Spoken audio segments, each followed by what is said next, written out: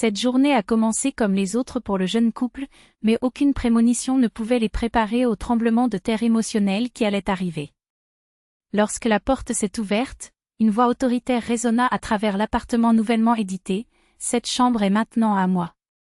Alice s'est figée en place, tandis que Roman, avec un sourire gêné, a essayé de justifier l'invasion, « Ma mère a investi son argent et vivra dans le revenu ».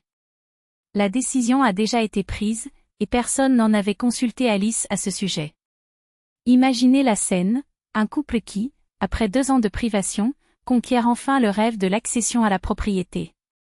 Pas de vacances, pas de dîner loin de chez eux, pas de nouveaux vêtements, chaque centime économisé pour entrer dans cet espace de 50 mètres carrés, qui, malgré l'emplacement modeste et l'hypothèque de 15 ans, représentait la liberté, la sécurité et un avenir ensemble. Alice a rangé les photos sur la nouvelle table de chevet, tandis que Roman, sifflant doucement, a fixé les étagères dans le salon. 4 ans de mariage, et elle n'a jamais eu de doute, il était le bon homme, affectueux, dévoué, travailleur. Programmeur de jour, freelance la nuit, le tout pour accélérer la conquête de cette maison. Mais il y avait une ombre dans cette image parfaite, Elena, la mère-in-law. Une femme de 60 ans, veuve pendant 7, avait l'habitude de dicter les règles et de traiter son enfant comme une extension d'elle-même. Lorsque Roman a annoncé le mariage, elle a été confrontée à une trahison personnelle. Alice a essayé en vain de construire une relation. Chaque geste d'approche s'est heurté à un mur d'indifférence froide. « Tu n'es pas assez bon pour mon fils », c'était le message non prononcé dans tous les looks critiques. « Où mettons-nous le canapé ?» demanda Roman, interrompant les pensées d'Alice. « Et la fenêtre ? Alors vous avez plus de lumière à lire », a-t-elle suggéré. Il était d'accord avec un signe de tête, mais le moment de la tranquillité a été brisé par le toucher de la cloche. « Qui sera-t-il ? » J'ai dit à ma mère de la nouvelle adresse, a admis Roman, légèrement gêné. Elle voulait vraiment voir l'appartement.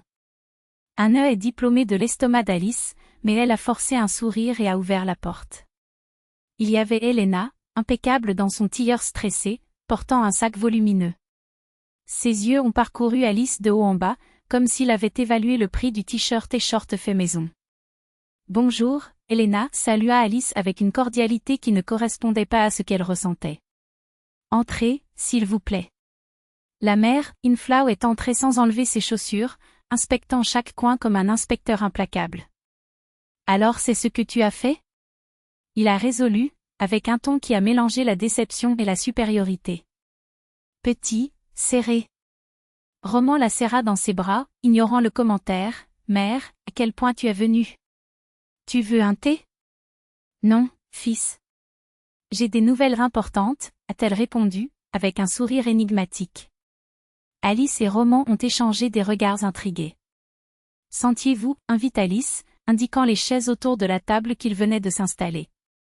« J'ai vendu mon appartement », a annoncé Elena solenne. Alice sentit l'air manqué. La mère-in-law vivait dans une propriété spacieuse de 3 salles, héritée de ses parents, au cœur de la ville. Pourquoi abandonner un héritage aussi précieux ? Maman, mais pourquoi ? Bégayait Roman. À mon âge, il est temps de penser à l'avenir, a-t-elle expliqué, avec un air de ceux qui détiennent toutes les réponses. Un homme d'affaires acheté pour une bonne valeur. La partie que j'ai postulée, est partie, a pris une pause dramatique. J'utiliserai pour voyager. J'ai toujours rêvé de connaître le monde. Tout d'abord, ton père ne partirait pas, alors, tu étais petit, maintenant, c'est déjà marié, c'est mon tour. Et où vas-tu vivre ? Demanda Roman, avec un tremblement dans sa voix. Elena se tourna vers Alice, ses yeux brillants de satisfaction. Ta chambre est à moi maintenant. Les mots sont tombés comme une bombe. Alice sentit son visage blanchâtre. Il a cherché les yeux de son mari, cherchant un soutien, mais Roman a seulement toussé nerveusement et a hoché la tête. Mère a appliqué l'argent. Il vivra en revenu. Est-ce que vous plaisantez ? Murmura Alice, le cœur glacial. Bien sûr que non, chérie, dit Elena. Trop doux pour être honnête. Tout est déjà résolu. La 2e pièce est la mienne, vous restez dans la pièce. Ne vous inquiétez pas, je ne dérangerai pas. Je ne passerai ici que quelques mois par an. Alice se tourna vers Roman, désespérée, nous n'en avons pas discuté. Pourquoi ne m'as-tu pas consulté? Il haussa les épaules, évasive, je pensais que cela ne le dérangerait pas. C'est ma mère. Elle a besoin de soutien. Temporary, répéta Alice, incrédule. Jusqu'à ce que ce soit un endroit définitif, a ajouté Roman, sans conviction. Elena se dirigeait déjà vers la pièce, planifiant des rénovations, ce mur disparaît. Mon lit est là. Le toucher, là? Regarda Alice, stupéfaite. Cet espace, qu'il rêvait de se transformer en chambre du bébé, après tout, ils ont déjà parlé d'avoir un enfant, était maintenant un territoire conquis. Roman, j'ai besoin de te parler, chuchota Alice, le tirant dans la cuisine. Que se passe-t-il? Demanda-t-il, contenant la voix de ne pas être entendu. Nous n'avons jamais convenu que ta mère vivrait avec nous. Et notre fils? Où vas-tu dormir? N'en faites pas trop, Alice, répondit-il, passant sa main sur son cou. Cela ne viendra que quelques mois par an. Lorsque le bébé arrivera, nous nous retournons. Comment l'expulser ou élever notre fils dans le placard? Alice explosa, la colère blessa comme une lame. C'est à ce moment-là que Elena est apparue à la porte de la cuisine. Enfant, ma garde-robe de chambre est très petite. Je devrais utiliser une partie de l'entrée de mes affaires. Ce n'était pas un certain temps pour les deux au téléphone, à la recherche de propriétés à louer. Elena, confortablement installée sur le canapé avec son thé, a regardé la ruée de Roman avec un air de ceux qui ne comprennent pas la hâte. Fils, pourquoi tant d'excitation? Nous sommes tombés parfaitement les trois ici. Roman la regarda fermement, mère, ne vivons pas ensemble. Alice et moi louons quelque chose de près pour lui rendre visite. Elena a presque étouffé. Quoi? Tu n'es pas sérieux? Je suis, oui, a déclaré Roman, pour la première fois sans hésitation. Cet appartement est le nôtre, pour notre famille. Il n'y a pas de place pour trois. Mais je suis ta mère. Il a protesté Elena, offensée. Je vous ai consacré ma vie. Et maintenant, quand ai-je besoin de moi, jette-moi? Personne ne joue personne, coupe Roman. Vous avez pris vos décisions. Maintenant, respectez le nôtre. Alice, à côté d'elle, respira soulagée. Pour la première fois depuis que la cloche avait joué, il a senti sa maison, et son avenir, étaient toujours les leurs. Dans la rue, répondit Roman avec un calme qui s'est surpris. Avez-vous vendu votre appartement sans consulter personne sans même nous avertir, et maintenant vous espérez que nous accepterons simplement votre décision comme un fait accompli? Ce n'est pas juste, mère. Le visage d'Elena Dmitrievna pâlit, puis rincé de fureur. Tout cela est de sa faute. Il a accusé, pointant un doigt tremblant sur Alice. Elle t'a empoisonné contre moi. J'ai toujours su que cette femme voulait détruire notre famille. Alice, qui a tout entendu de la cuisine, a ressenti une forme de nœud dans sa gorge. Roman croirait-il la mère? A-t-il encore cédé? Mais alors la voix de Roman sonnait, ferme que jamais. Mère. Il s'arrêta, mesurant chaque mot. Je l'aime. Je t'aime aussi. Mais Alice est ma femme et nous construisons notre famille. Je regrette que vous ne puissiez pas accepter cela. Aidez-nous à trouver un endroit où vivre. En attendant, vous pouvez rester avec nous, mais même trouver quelque chose de définitif. Elena Dmitrievna se leva du canapé comme si elle avait été giflée. Son visage se tordait dans un masque d'indignation. Ingrat. Il a craché, saisissant fermement le sac. Après tout, j'ai fait pour toi. Ne vous inquiétez pas, je ne me dérangerai pas. J'ai des amis qui m'apprécient, contrairement à mon propre fils. Il est allé à la porte, mais s'est arrêté à l'arrêt, tournant avec un regard vif. Et ne pensez même pas à appeler les excuses. Je ne pardonnerai jamais. La porte frappa avec un accident. Le silence qui a suivi était si dense qu'il semblait peser sur leurs épaules. Roman coulait sur le canapé, couvrant son visage avec ses mains. Alice. Il s'entendait à côté de lui, ne sachant pas quoi dire. Je ne m'attendais pas à ce qu'elle agisse comme ça, murmura-t-il finalement. vendre l'appartement et apparaître simplement ici, ce n'est pas elle. Il a toujours été autoritaire, mais pas à ce stade. Peut-être que vous êtes désorienté, essaya Alice, à la recherche d'une excuse pour sa mère dans la Lowe. Cela peut ne pas imaginer que nous refuserons. Je ne sais pas, Roman secoua la tête. Mais je ne pouvais pas vous permettre de vous parler de cette façon. C'est notre maison, Alice. Notre. Elle le serra dans ses bras, sentant des larmes de soulagement coulant sur son visage. Pour la première fois, Roman les avait choisis, sa famille, son avenir, au-dessus des demandes de sa mère. Cette nuit-là, le téléphone a sonné. C'était Natalia Igorevna, la mère d'Alice, avec une voix, laden voix. « Fille, avez-vous une idée de ce qui se passe ? La mère de Roman vient de m'appeler, pleurant, disant que vous l'avez jouée dans la rue. Que maintenant elle n'a nulle part où vivre. » Alice soupira et dit tout, sans omettre de détails. En entendant l'histoire, Natalia a explosé. Quelle pause! Et maintenant, qu'allez-vous faire? Ils ne peuvent pas laisser une femme âgée dans cette situation, peu importe à quel point elle a eu du mal. Je sais, maman, acquiesça Alice, bien que la mère ne méritait pas sa compassion à ce moment-là. Roman a essayé d'appeler, mais elle ne répond pas. Alors trouvez où elle est. Appelez vos amis, pour les parents. Vous ne pouvez pas abandonner une telle personne, peu importe ce que vous avez fait. Alice a cherché, même si elle savait que sa mère ne pouvait pas la voir. Je vais faire ça. Après des heures d'appels et de questions, ils ont constaté que Elena Dmitrievna restait avec Zineda Alexandrovna, un vieil ami de l'école. Roman a insisté pour qu'ils y aient immédiatement. La porte a été ouverte par une femme basse aux cheveux chauds et aux yeux gentils, qui les a reçus avec un sourire triste. Elle est très secouée, a avoué Zineda Lo. Mais parmi nous, je pense qu'elle a exagéré. On ne peut pas envahir la vie d'un tel couple. Elena Dmitrievna était assise près de la fenêtre, immobile, comme une statue de cire. En entendant des marches, il a tourné et son visage était un mélange de surprise et de ressentiment. « Que as-tu fait ici ?» il a demandé à Cold. Riant la vieille femme qui n'a nulle part où tomber morte. Roman était assis à côté de lui, ignorant le ton acide. « Maman, nous étions inquiets. Vous n'avez pas répondu aux appels. Et pourquoi servirais-tu ? » Elle renifla.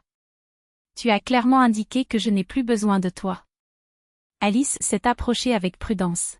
« Nous n'avons jamais dit que nous n'avons pas besoin de nous. Nous voulons juste vivre notre vie. Ce n'est pas l'égoïsme, c'est naturel. » Naturel ? Elena Dmitrievna rit, amère. Alors moi, qui a créé Roman seul, qui a passé des nuits à Claire quand il est tombé malade, qui a abdiqué ma vie pour lui. Je ne suis pas une famille. Tu seras toujours ma famille, l'interrompit Roman, avec une fermeté qui n'a admis aucune réplique. Mais Alice est ma femme, et nos enfants le seront. Je ne te rejette pas. Je demande de l'espace. Un silence lourd s'est installé. Elena Dmitrievna regarda ses mains, comme si elle cherchait des mots qui ne venaient pas. Et maintenant ? Sa voix tremblait. Où vais-je ? J'ai vendu tout ce que j'avais. Pourquoi ? Demanda enfin Roman. Pourquoi as-tu fait ça ? Elle détourna les yeux, gênée. Je voulais être proche de toi, a-t-il admis doucement. Quand j'ai appris que vous aviez acheté cet appartement jusqu'à présent, je pensais que vous vous verriez moins. Cela vous perdrait. Alice sentit son cœur blessé. Pas pour pitié, mais pour avoir reconnu dans cette confession la peur d'une femme qui, pour la première fois, a vu son fils s'échapper de ses mains. Mère, Roman lui tendit la main. Nous vous aiderons à trouver un endroit. Peut-être même proche de nous. Mais vivre ensemble n'est pas une option. Elena Dmitrievna prit une profonde inspiration, comme si elle portait le poids du monde sur ses épaules. Alors finalement, il hocha la tête. Peut-être que, j'ai exagéré. Sa voix a échoué. C'est juste que j'ai peur d'être seule. Tu n'es pas seule, Roman te serra dans ses bras. Ce ne sera jamais. Nous ne travaillerons tout simplement pas sous le même plafond. 2 semaines plus tard, ils l'ont trouvé un petit mais confortable appartement, à seulement 10 minutes de sa promenade de la maison. Roman et Alice ont aidé à la réforme, ont choisi des meubles, des photos suspendues. Peu à peu, la tension se dissipait. Elena Dmyvna a même commencé à voyager, quelque chose qu'elle a toujours reporté de peur de « abandonner » son fils. Mais entre un voyage et un autre, il semblait visiter, sans se plaindre d'une pièce qui n'était pas la vôtre. 1 an plus tard, à la naissance de Sofia, tout le monde a été surpris. Elena Dmitrievna, la femme qui a exigé un contrôle absolu, est devenue une grand-mère aimante qui a bavi à sa petite-fille et aimait être avec elle quand Alice et Roman devaient partir. Jusqu'à ce qu'un jour, Alice l'ait surpris à faire quelque chose d'inattendu, feuilleter les anciens albums, notant quelque chose dans un cahier. « Qu'est-ce que c'est, Elena Dmitrievna » La mère in-law sourit, presque timide. « J'écris l'histoire de notre famille à Sofia. Je veux qu'elle connaisse ses ancêtres, sa vie, ses erreurs, hésitait, et comment ils les ont corrigées. » Alice était assise à côté d'elle, prenant une photo, une jeune Dmitrievna Elena, avec peu Roman sur ses genoux. « Vous savez, dit-il la mère dans la louve. Je dois m'excuser. Pour ce jour, je suis arrivée chez vous, exigeant une chambre. C'était mal. » Alice la regarda, étonnée. Jamais, pendant toutes ces années, Elena Dmitrievna n'avait admis une erreur. La fierté ne le laisserait pas, a avoué la vieille femme avec un soupir. Mais maintenant, en regardant ces photos, je vois comment j'ennuyais Roman. Je ne l'ai pas laissé grandir. Et quand il a finalement grandi, j'avais peur de le perdre. Vous ne le perdrez jamais, dit doucement Alice. Il vous aime. Et toi ? Il hésita. C'est une meilleure grand-mère que vous ne le pensez. Elena Dmitrievna couvrait la main d'Alice avec elle, ses yeux brillants. Merci. Sa voix était un murmure. Pour m'avoir donné une seconde chance. À partir de ce jour, tout a changé.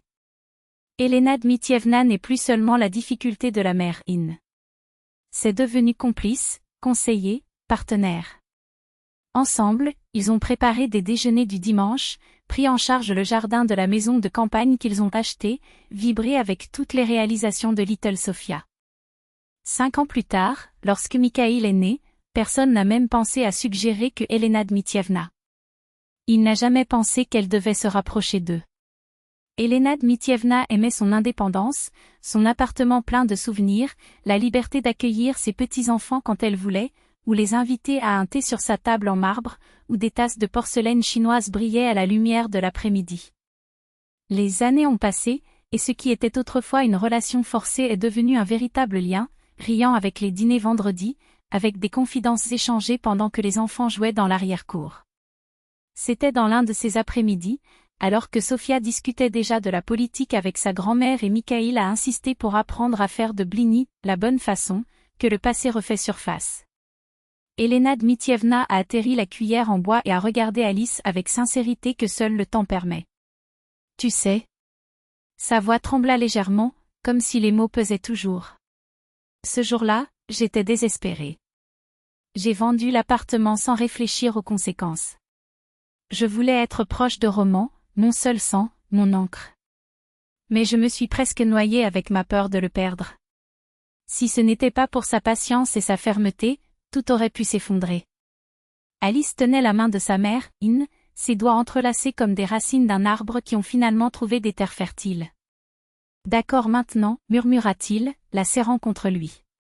Vous n'avez plus un seul sang, Elena. Il y en a 4.